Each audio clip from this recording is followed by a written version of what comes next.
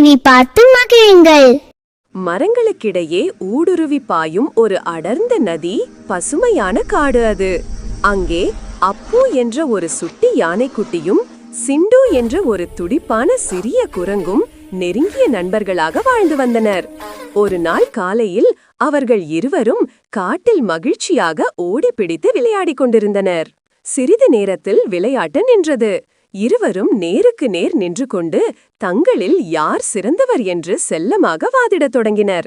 நான் தான் மிகவும் பலசாலி என்று கூறிய அப்பு தரையில் கிடந்த ஒரு கனமான மரக்கட்டையை தனது துதிக்கையால் எளிதாக தள்ளி தூசியை கிளப்பி தனது பலத்தை நிரூபித்தது.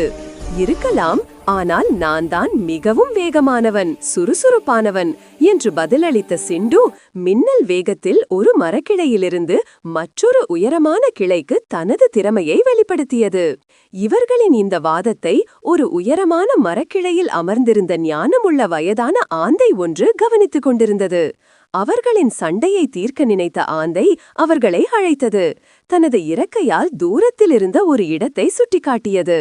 அங்கே வேகமாக ஓடும் ஆற்றின் நடுவே ஒரு சிறிய தனி தீவு இருந்தது. அந்த தீவில் மிக உயரமான ஒரு மரம் இருந்தது.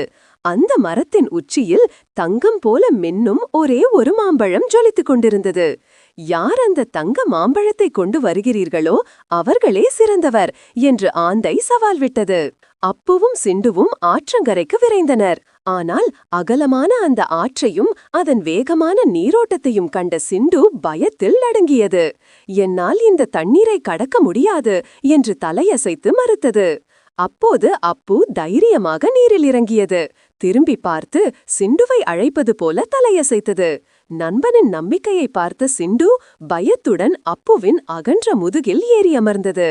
அப்பு சிண்டுவை பத்திரமாக சுமந்து கொண்டு ஆற்றை கடந்தது. அவர்கள் தீவை அடைந்தனர். ஆனால் அங்கே இன்னொரு பெரிய தடை காத்திருந்தது. அந்த மரம் அவர்கள் நினைத்ததை விட மிக உயரமாக இருந்தது. அப்பு தனது துதிக்கையை எவ்வளவு உயர்த்தி முயன்றாலும் அந்த மாம்பழத்தை எட்ட முடியவில்லை. அப்பு ஏமாற்றத்துடன் சோகமானது. இப்போது சிண்டுவின் முறை. அது எந்த சிரமமும் இன்றி விறுவிறுவென அந்த உயரமான மரத்தில் ஏறியது. மரத்தின் உச்சியில் ஜொலித்துக் கொண்டிருந்த அந்த தங்க மாம்பழத்தை சிண்டு தனது சிறிய கைகளால் பறித்தது. அது பத்திரமாக கீழே இறங்கி வந்ததும் அப்பு மகிழ்ச்சியடைந்தது.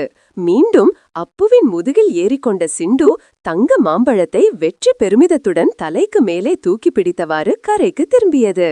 அவர்கள் இருவரும் ஆந்தையின் முன் வந்து தங்க மாம்பழத்தை சமர்ப்பித்தனர். பிறகு அப்புவும் சிண்டுவும் ஒருவரையொருவர் பார்த்து அன்பாக புன்னகைத்துக் கொண்டனர். அந்த தருணத்தில் அவர்கள் ஒரு உண்மையை உணர்ந்தனர். அப்புவால் மரத்தில் ஏற முடியாது, சிண்டுவால் ஆற்றை கடக்க முடியாது. அந்த பழத்தை பெற அவர்கள் இருவரின் பலமும் தேவைப்பட்டது. அழகான சூரிய அஸ்தமனத்தை பார்த்தபடி அந்த இரண்டு நண்பர்களும் அருகருகே அமர்ந்திருந்தனர். தனித்தனியாக இருப்பதை விட ஒற்றுமையாக செயல்படும்போதுதான் உண்மையான பலம் கிடைக்கும் என்பதை அவர்கள் புரிந்து கொண்டனர். ஒற்றுமையா இருக்கிறதுதான் பலமே. இந்த கதை உங்களுக்கு பிடித்திருந்தால் லைக், ஷேர் செய்யுங்கள். இது போன்ற கதைகள் கேட்க சப்ஸ்கிரைப் செய்யுங்கள்.